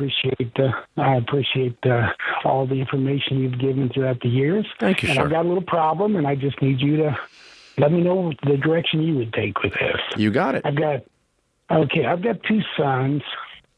I'm 70. My wife is 70. She's in great health. I have cancer, but I'm in remission at this time, so I'm good. But, time's going to be most likely shorter for me than her because her mom's in her 90s and her family has that longevity. But she's doing great caregiver. Love that lady. But I have two sons, one 42, one 38, and we're going to have about a $2 million inheritance for them. The 42-year-old is great. He's got his life under control, does things as he would expect people to do, pays his bills, does this, that, and the other, saves his money. And then I've got my other son who's not very good with money, and he's got triplets. He's divorced 2 years now, and he's been living with us for 2 years.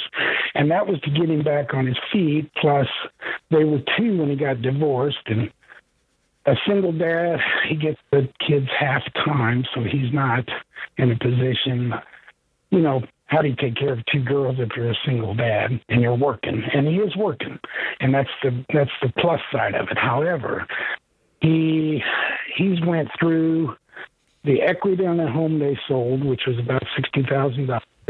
I didn't know he had done that, and then we gave him about $30,000 from my mom's estate. We were dividing it in thirds between my wife, myself, and my two boys.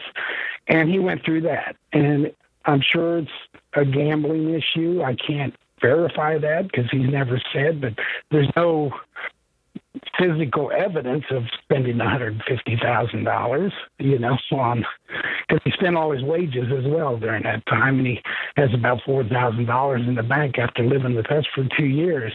The only thing he pays for is daycare, and it is expensive. It's $1,250 or $250 a week for these three girls, and he pays for that. And we've set aside that $250 when he moves out. We'll pay his rent. But at any rate, I just want to know the inheritance piece of it. What do we do? Well, I don't think you're blessing him if you leave him $1 million.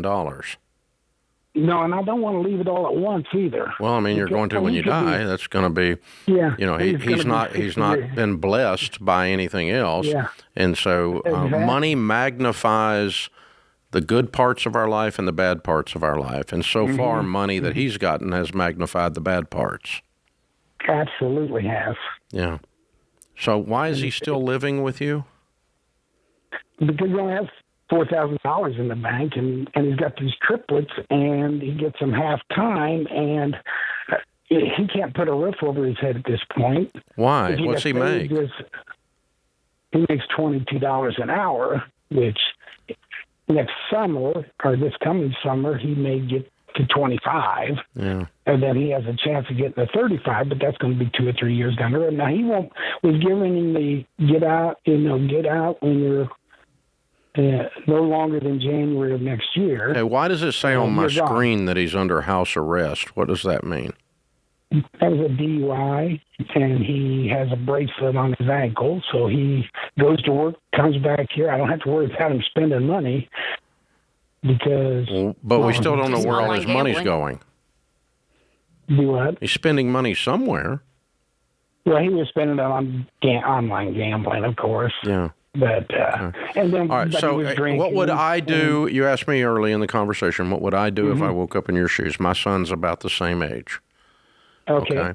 What I would do is the conditions for you to continue to live here are that you start being responsible as a man. And that means you've got to stop spending everything you make on online gambling. So if you gamble one more time online, you have to leave our home. Right. And so I'm not going to support you destroying your own life. I'm not going to buy you heroin when you're a heroin addict. I'm not going to give you shelter while you're misbehaving. I'm not blessing you. I'm enabling you when I do that. And I love you too much to participate willingly or unwillingly in your destruction. And to make sure that that's not happening, because I mean, you can't really control that if he has his own money. Yeah. So I would ask for a shared account with him for a season. Like, I mean, there needs to be some. I'm going to have some visibility into his internet access. Yeah. And treat him like he's an addict. Treat him like he's an addict because he's an addict. If he's unwilling to do that, then he needs to move out and figure out his own way. And that's your wife doesn't want him to do that, but your wife is wrong. He needs to be kicked out. It's the best thing that'll happen to him because the path that he's on is a path of destruction, and it's not a loving act to assist in an act of destruction. It's called enabling. Enablers are nice people. They're sweet people, but they're not helpful people. They think they're helping, but they're not helping. And so when I do things like this or when you do things like this, we're enablers.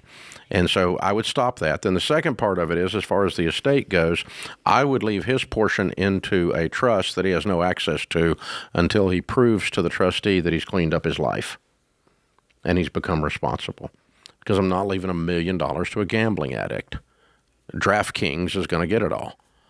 And I don't want to leave $1 million to DraftKings. It's not. I didn't work all my life to do that, and it's not a blessing to the person that's being victimized by DraftKings or whoever else. You know, whatever else. I mean, we're seeing this sports gambling is just an epidemic among men under 40 years old, and it's just destroying men left and right and families left and right. It's evil, and everybody thinks it's cute to parlay. I got your parlay. Be broke. That's what you're parlaying. So, no, I'm not going to participate in that. And I'm disgusted with it. And I'm disgusted that he's been victimized by it, that he's allowed himself to be victimized by it. But if he ends up, though, for real, not being able to support himself, then the girls end up with the mom full-time custody, I would assume. Well, and, you know, the courts will... Grandma and Grandpa are standing there ready to help with the triplets. With the girls, yes. I was going to say... If when you're keeping the kids, if you want to bring them over, I'll help you keep the kids on your days on, you know, because you got 2 little girls. And that's what Grandma's doing right now. Yeah. She's bringing... how does a single dad deal with 2 little girls?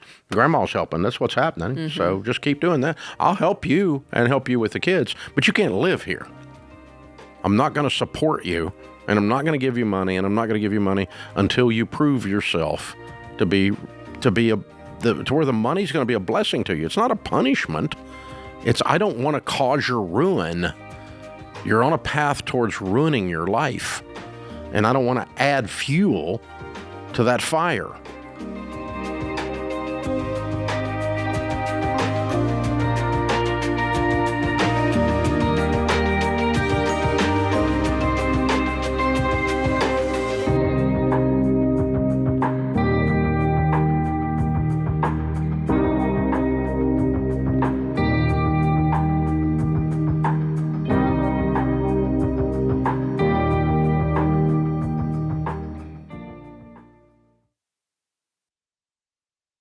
Hey guys, Dave Ramsey here. Every day on this show, we help people work through real money problems and figure out what to do next. Now, you can get that same kind of help anytime with Ask Ramsey.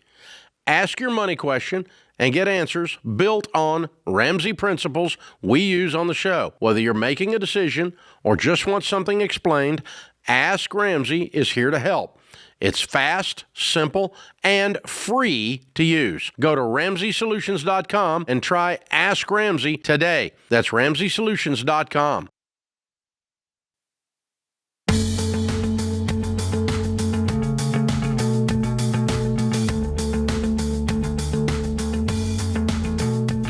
Well, we wish we could get to every call and every question here on the show. If you have a money question and you want an answer for your situation, but you couldn't get through, head on over to the website and use our tool, Ask Ramsey.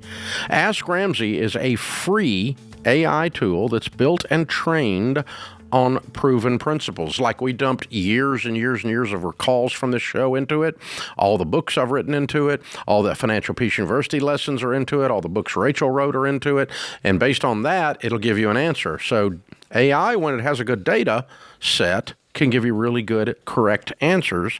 And obviously, Ask Ramsey is going to give you a Ramsey answer. You'll get an answer the same way as if we did it right here on the show. Ask your question today at RamseySolutions.com or click the link in the description if you're listening on podcast or YouTube. Jackie is in Charlotte, North Carolina. Hi, Jackie. How are you? Hi. I am good. How are you? Better than I deserve. What's up? Wow, I can't believe I'm speaking to you. This is so cool. Okay, so my question is a relational question, and I'm hoping to get a third-party objective viewpoint from you guys. So my dear fiance has some very frugal tendencies that border on being cheap, and I'm wondering if this means we are incompatible or if it should cause me to reassess our relationship. Oh, man. Okay, so give me a couple of examples of what you consider cheap that concern you. Okay. Borderline crazy. Or borderline crazy. Okay. So it can be something small, like if I call him to say, like, hey, can you pick up some avocados on the way home? I can hear him, like, his brain is short-circuiting on the other end, trying to think of, like, the cheapest grocery store to get avocados. So it can be something small like that. Or just bigger stuff like paying for dates and groceries. And so, yeah. You mean he wants you to pay for dates? Yes. I should probably give you a little more context, though. So he and I are engaged, and we are living together. Please don't yell at me, Dave. And we also have a 2-year-old son together. So we've gone through a lot in our relationship. Early on, yes, he still pays for dates. I want to give him a fair representation. He's not a date anymore. He's a shack up, so it's a completely different thing. So, he's the father. He's the baby daddy now. I mean, come on. So, I think it's too late to decide if you're going to marry the guy. I think you've already decided. You set your entire life up as if you're married already. Oh, I agree. I think that's probably like the root cause of some of our fights. I would say that early on, like one of our disagreements was on living together. I wanted to wait until we were married, until we lived together. So why aren't you married? Well, I wanted to be early on, but he wanted to take things slow. But at the same time, he wanted to live together. I agree. It's not exactly slow. That's kind of where I agree. He taking things slow was basically like not marrying me, but he still wanted to live together. And this is where like the frugal part comes up, because I think our like framework for making decisions is very different. It seems like the only thing he can make a decision around is saving money. So, like, we had a big disagreement on living together. For me, I wanted to be married first and try to, like, do things back in the correct order. But for him, it all revolved around saving money and, like, the practical side of it. And so, like, that kind of created a big conflict there. Which that would feel like he is choosing, quote-unquote, financial security or whatever he wants over you, who's the mother of his child. Yeah. Yeah. And so we did actually live separately because I needed that. And so by the time he proposed, after that, he then wanted to move in together. And I felt like we just got to an impasse in our relationship where it was like, someone has to cave here. And so I did, and I allowed him to move in. But to be honest, I feel like that's like the root of our conflict. And so to your point, Dave, like, why aren't we married? I kind of agree with you, but I think like the way he went about it made me hesitant on moving forward with marriage because it felt like we were just okay. So I guess there's three options, right? You get married. Yep. You don't get married and stay shacked up in this exact situation, or you split up. Yeah. Those are the three options. And I feel like there's... And so I don't know how not getting married and staying in this situation solves your concern of him being cheap. So if you decide he's too cheap to marry, this is too dysfunctional for her to marry, then you're saying you're splitting up. But I think it goes beyond that for you, Jackie. I don't think it's just that you think he's cheap. I think there's been other red flags in what he prioritizes. You don't feel chosen ever in this. He wanted to wait, but then he gets you still, even though he doesn't need the commitment. I mean, it feels like he's choosing a lot of what he's wanting. And it's not you. At the end of the day, right? It's financial security. It's, I want to be in a relationship, but I don't want to commit to marriage. It's all of that. So I think I would think some of that's brewing, even if it's subconscious, of like, am I going to be chosen at all in this? Yeah. Over his nitpickiness on finances. So this is way beyond avocado. Yeah, I think I do. So before you walk down an aisle and commit yourself to him long term, I mean, you kind of already have. You guys have a kid together, so he's going to be part of your life forever. But but before you guys get married, I would sit down with a great therapist, counselor, and really be working on something. Because again, it's coming out like money, but always there's a root of what's going on underneath, and getting to that point of what's causing some of this conflict in you is going to be really important for you guys, which I pray is a wonderful, flourishing marriage ahead of you, right? Like I want you guys to win. Can he grow past this? Yes, but basically at the root of this is selfishness. This guy's selfish. It's what he gets and what he wants and what it's about him, and which means that he's not a great man right now. Can he become a great man? Yeah, sure. But it's going to require some growth on his part, and it's probably going to require you doing something you've never done before, and that's drawing a line in the sand and demanding it. Yeah. So you guys are going to have to sit down with a good counselor and begin doing some hard work, both of you, and he's going to have to start saying, oh, my job here is to take care of this wonderful woman named Jackie and this baby I made with her, and quit acting like a twerp over avocados. That's my job. I have a new job. It's called manhood. It's serving, not what you can get, what you can give. And by the way, the odd thing is that happiness is in there. You find happiness when you learn how to serve. Selfishness seldom leads to happiness. It doesn't lead to joy. Selfish people are seldom joyful people. They look like they were weaned on a pickle. And so, that's the good news for him. He's got that as a possibility, a choice that he can make here. But if one of the things we talk about at Ramsey in leadership, and we teach this to people in companies on leadership, you get what you tolerate. And in this relationship, you've been tolerating a lot, and so you're getting what you've tolerated. And so my encouragement lovingly to you is to help him by not tolerating him anymore at this level, and saying, we're going to get some help, because I feel like you're here for what you can get rather than what you can give, and I'm tired of being the only one here giving. And so we're going to get some therapy, and we're going to get in a good church, and we're going to get plugged in, and we're going to move down the aisle in a proper way as a man and a woman, not a little boy and his needs.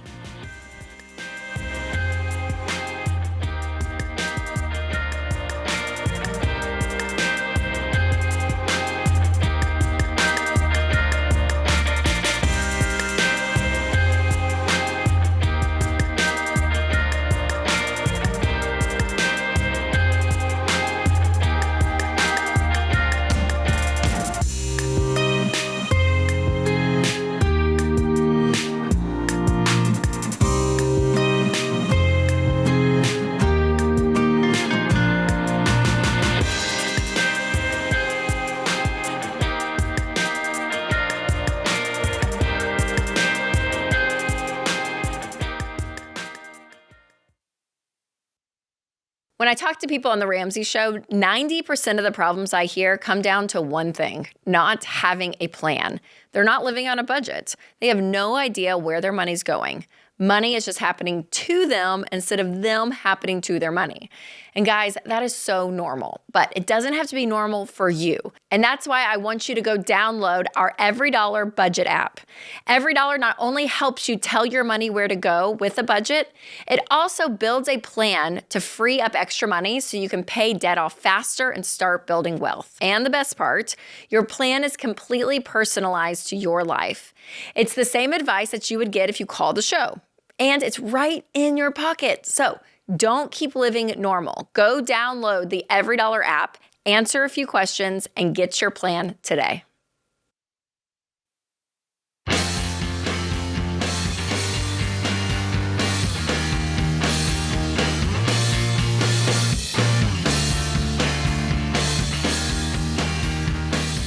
In the lobby of Ramsey Solutions on the debt-free stage, Jeff and Krista are with us. Hey, guys, how are you? Doing well. Doing well. Welcome. Where do y'all live? Oklahoma City, Oklahoma. Well, welcome to Nashville. And how much debt have you two paid off? $210,000. Whoa! Oh, my gosh. And how long did this take? 17 years. Okay, that'll work. I love it. And your range of income during that time? We started at $60,000 and we ended at $110,000. Wow. What do y'all do for a living? I'm a college professor at a small Christian university in Oklahoma. Mm-hmm. And I am a minister at I like to say, a healthy church of 65. Okay. I'll go with that. I like it. Oh, how wonderful. I like it. What was the $210,000? Student loan, car debt, and the house. You paid off your house! It's done. Looking at weirdos. Oh, my gosh. Yeah. How does it feel to be weird? It's pretty amazing. Yeah. We paid Just it off on our crying. anniversary this We last did. year. So How long you been married? 28, 7? What are we at? We were at 7. So you put me on the 7 and a spot. half. 27 and a half. 7 and a half. Maybe Yeah. 28 if he Now, figures this almost out. a Yeah, we're working on 28. We are. We're in the year 28. All right, way to go, you guys. Just tearing up. So 10 years into the marriage, that's 17 years ago, you looked up and said, we're normal, this sucks. How did you get introduced to this whole Ramsey thing? Well, initially it was through a church. They were doing FPU, and we kind of went through it, watched the videos. I was looking at your timeline over there. It was like the 6-month-long one, Yeah, whatever yeah. it was. And we didn't do any of that stuff for a number of years. It sounded pretty good. But as you say, I'm probably the one that held it back. I'm more of this free spirit. She's the kind of nerd of the family. Mm-hmm. And but we kind of got into our marriage and realized that we probably hadn't been taught very well on these kind of things. And I think the big thing was we were moving for jobs in ministry, and we went to sell a house in about 2010, and the house that 2008, 2009 was worth about 30 grand less than we had borrowed on it at that point, and all of the stress that came with that we decided, we needed to get out of all that anxiety. Yeah. And for us, I think, when you say 17 years, it doesn't sound impressive, but I think what's really cool is all the things we cash flowed while we did that. Mm-hmm. So the Lord just asked us to do a whole lot of things and have a list. Okay. So we have adopted 6 kids. Whoa! Oh, my gosh. 4 of them are international adoptions. That was cheap. Yeah, right. Exactly. We have our 3 oldest kids have graduated college. Well, the one's going to graduate this year, debt-free. Oh, look out. Wow. 3 of them. What a beautiful family. The 4 younger ones are in private school, which we felt very strongly we needed to do, and so, for several reasons. All 6 of the oldest kids have had 401 Dave matching cars. Wow. We've had several cars that we've purchased and sold through that time as well. We have a mission organization called Mission 1010 in Ethiopia that we were on the founding board for, and I go yearly for mission trips to Ethiopia. That's where you did the adoptions? Yes, it Some is. of them are, and then some of them were domestically here. 2 of them were through, domestic, yeah. foster care. You adopted how many? Wow. 8 or 6? 6. 6, yeah. 6. Wow. Yeah. And so we were trying to count up on our way here. I think number of health surgery I incidents. think we've had 10 surgeries in our family in the past 17 years. Well, that's logical. So, yeah. Mm. And every single appliance in our house has been replaced at least once. One summer, we replaced both of our heat and air units. So that was $8,000 just right there in the and summer. you're cash flowing all this. Right. Right. Yes. Right. And you're a professor of what? What do you I'm teach? a professor of mathematics. Mathematics. Yeah, and in fact, I teach a unit in we call it contemporary mathematics on financial math at the very end, and we talk about this, and we talk about Murphy's Law and about all the things that can go wrong with purchasing a home before you're ready for it. And I mentioned probability and statistics. Yeah, and I mentioned about our AC units that one summer, and I mentioned about the surgeries that show up that you're not expecting, and all the things that can happen when you're just not ready to buy a house, and how buying a house is really not a good idea. So now you've gone through all of this, and you're 100% debt free. Yes, sir. How does that feel? It's amazing. It's amazing. I was over there in I think it was a John Deloney book that says building an anxious life. A non-anxious life, yeah. A non-anxious life. And when you're, raising adopted kids and foster kids, it's nice not to have the anxiety of finances. Of something else. When you're doing all of that. Yes. So that's enough. That just kind of resonated with me. Just the anxiety level just drops amazing when you don't have to worry about just car payments, much less, home payments. Yeah, the first month that we didn't have a house payment, we got to the point where I would have normally checked to make sure that there was enough money at the right timing in the account, and so forth. Yeah. And I thought, I need to check that. And I thought, no, I don't. I don't need to check that. So it's all in exciting, there. Yeah. Oh my gosh. That is so fun. Well, y'all are amazing people. I mean, not only to do this journey, but what you've done. I mean, you've given your lives away. I mean, 100%. 100%. It's amazing. Incredible. I think it's honestly what you do and it's just biblical. You got to talk about all that all the time. As a minister, I just preach all the time that the church needs to preach this stuff. Just the effectiveness of a debt-free church. I just can't imagine what it would be like, and the more that we get on board with that, I can't imagine what God would do if we were still good stewards of our finances. Yeah. It changes everything. And here you are with your house paid for and 6 adoptions. Oh my gosh, pretty incredible. That's a long journey, and there's a lot of claw and a lot of dirt under the fingernails to get that done. That's amazing. It was one of those things like you want to go faster, but when you're trying to manage all the other things that the Lord's asking you to do at the same time, it just wasn't in the cards. Yeah, you talk about the hustle sometimes. Sometimes it's just realizing you can live with a lot less than you think you can.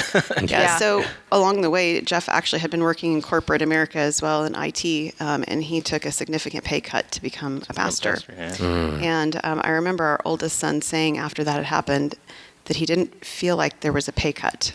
He didn't feel it, and I think that's pretty incredible because he should have felt it. It was significant. Yeah. Yes. Yeah. But you guys were living so below your means to work on this journey and for other things. So Exactly. Oh, y'all are amazing. Well done, you guys. Good job. When someone asks what the key to getting out of debt is, house and everything, while living a life that's this full, what do you tell them the key is? Budgeting, I think. Making sure that you've got all of the things taken care of. Yeah, I would say diligence and and I think one of the keys things is find some fun. Right? It can't be all, and so there's less expensive ways. I mean, we still go on ski trips, we still go to the lake, we still do those kind of things, and so I think having fun in the middle of it is still necessary too. Absolutely. Absolutely. Well done, you guys. All right, bring the kiddos up and introduce them.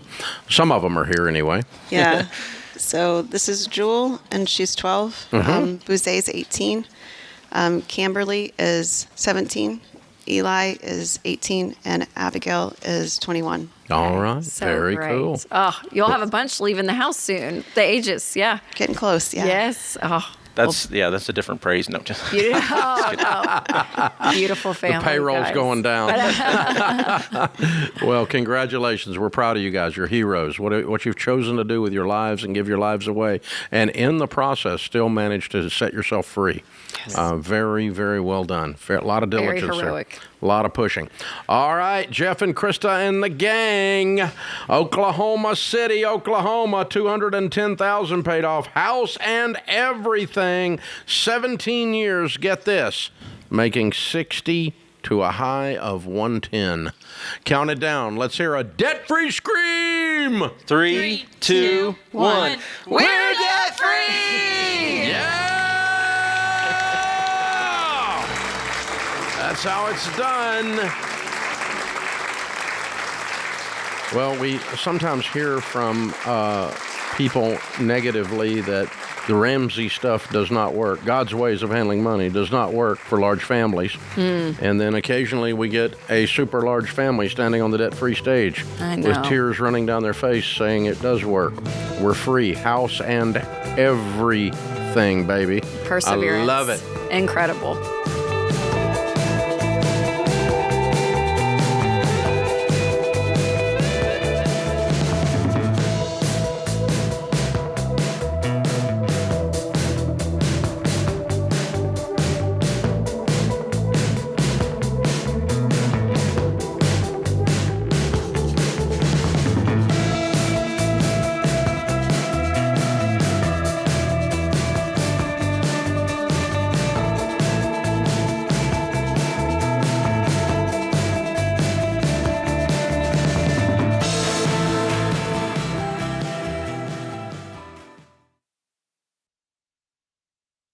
It's that time again, folks. Tax season is here. I know some of you would rather bury your head in the sand until April 15th than face your taxes. But here's a better idea. If your tax situation is complicated, get in touch with a Ramsey Trusted Tax Pro today. That way they can take the stress off your shoulders once those tax forms come in and teach you how to keep your tax bill as low as possible. But don't wait. Ramsey Trusted Pros can book up fast. Go to RamseySolutions.com/taxpro to find one who serves your area with excellence. That's RamseySolutions.com/taxpro.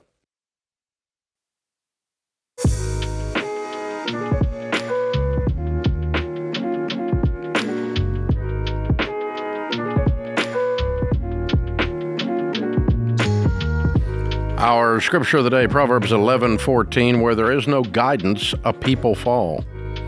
But in an abundance of counselors, there is safety. Brian Tracy said, failure is a prerequisite for great success. If you want to succeed faster, double your rate of failure. That's good. Barry is with us in Columbus, Ohio. Hi, Barry. How are you? Well, and you, and thank you, Mr. Ramsey and staff, for taking my call. Sure. What's up? Well, I'm wondering, I have a small account in State Teachers Retirement System. It's very small, maybe 20 or 25,000. And I've been, since my almost full retirement now at 67, I've heard on the internet that you could use something called an IUL, which is tax-free. And I know STRS does pretty good with a percentage that they earn, but I've heard that there's two ways to set up an IUL. One is so that it pays a lot at your death, and the other one is so that you can earn interest without taxation. So I don't trust the internet, but I try, because I don't know where they're coming from, but I trust you because I know where your power comes from. So I called for advice. Well, the IUL is an indexed universal life. And in your case, it would be what's called a single premium, which means you pay $20,000 up front. They would take their commissions out of that, and they would put the rest of it into what's called cash value. The cash value earnings are taxable unless you borrow against your cash value. That's the only way that you can actually get your money out, is to borrow and pay interest. Borrow your money out and pay interest. But the earnings on an IUL are not tax-free. That's not true. Okay, is there any way, thank you for telling me that. Is there any way to roll that over into an IUL? No, I would not use an IUL because the fees are so stinking high, and when you die, your money's gone. So instead, I would just use something, if you want to lower your taxes on the $20,000 and you're not going to use the income off of the $20,000 today. Do you want it to create income today? Yeah, I thought from what I heard on the internet, again, you never know. I thought that you could actually earn interest and that it was not taxed. Well, it is. You have to borrow the money and pay interest on your own money for it to be not taxable, because borrowed money is never taxable. But if you actually just took the earnings straight off of the indexed universal, then yes, that is a taxable event. So, but they couch it that way because it's a sales technique on it. it's a twisted version of an old product that was simply called whole life insurance. That's all it is. It's a newer version of screwing you. So no, I would not put a dime in it. I would stay completely away from it. And what I have done instead is a taxable event, but if you want something that will grow without any taxes while it grows, you can use what's called a low turnover mutual fund, which means a mutual fund that they don't sell the stocks inside of it very often. And so as it grows in value, since it's just like a single stock that goes up in value, you don't pay tax on it until you sell it. And so if you buy a share of stock and it's $50 a share, goes to $70 a share, you don't pay taxes on that gain until you sell it. And the same is true in a low turnover mutual fund. Now, if you take the money out of there in a monthly income, you're going to pay taxes on it. And I don't know of a tax-free thing except a tax-free muni bond, a municipal bond, which you could buy a muni bond fund if you wanted tax-free income. But go ahead and, spoiler alert, it's about 2% rate of return. And so, crummy rate of return. So I would rather make 10 or 12 and pay some taxes and net out 10 or 12. Or net out 8 or 10, out of tax, after tax. And so that's what I have chosen to do. I haven't strained to get to tax-free income. Now, I've got a lot of tax-deferred growth because I own real estate, and as it goes up in value, it doesn't get taxed, and I own these low-turnover mutual funds, and as it goes up, it doesn't get taxed until I cash out of it. And then it creates a taxable event called a capital gain. But no, I would stay away from universal indexed life, and you're correct to be suspicious of anything on the internet because it's all twisted and turned, and it's a barrel of fish hooks. And that's one of the things that you see is people taking out a whole life policy and living off that money because like life insurance should be while you're alive. And you're living off that money. The only way you're living off of it's borrowed, though. Is when you're borrowed. You're borrowing your own money. So you could take that same block of money and put it in a CD and have that bank loan you money, and that's not taxable because it's borrowed money. Yeah. It's the exact same thing. So if you want to do something very similar but has less fees, just put your money in a CD and then borrow from it. And then use that as collateral and borrow against the CD. And, of course, we're not going to tell you to do that either. That's dumb. Right. But it's the exact same principle. Yes. And then when you die, they're going to repay the loan with the CD. And so there's nothing there. It's gone. Poof. Just like that. And the same thing's true with the universal. Same thing. So, it's always been humorous to me that these guys in the cash value life insurance world, it's tax-free. Borrowed money is never taxable, doofus. Of course it's tax-free. These guys, these TikTok guys they're cute because they're like it's like a new version of an old scam. Bailey is in Asheville, North Carolina. Hi, Bailey. How are you? Good. How are you? Better than I deserve. What's up? So I had a question about, so I can just give you the rundown. So my wife and I own a business, and we make custom hats for a living out of our own laundry room. I'm 23. I'm still in school. I got married in 2023. We had our first child in 2024, and now we have another son on the way. Good for you. And how much you making on the hat business, dude? So we just started up in 2024. I'm at about $40,000 that is in my pocket this year. So far, in profit year. Or in gross revenues? In profit. That's after you bought the hats and paid for them. Right. Yes. Good for you. And you did that in 3 months. Yes, so you're making sir. $10,000 a month on hats? No, I'm sorry. I meant to say last year. This year we. So in 1 year you made $40,000 with your side hustle out of the laundry room. Yes. That's awesome, man. And you're how old? 24? 23. And how do you make it your day job? So I was working for a guy that he was he owned a print shop. And do you have a day job? Oh no, I do not have a day job. Oh, so your only job is hats out of the laundry room? Yes. Good for you. Wow. Okay. How can I help before I run out of time? So I I actually have an opportunity to purchase another printing business that would allow me to expand my business. He's in a brick and mortar, but that is separate from the business.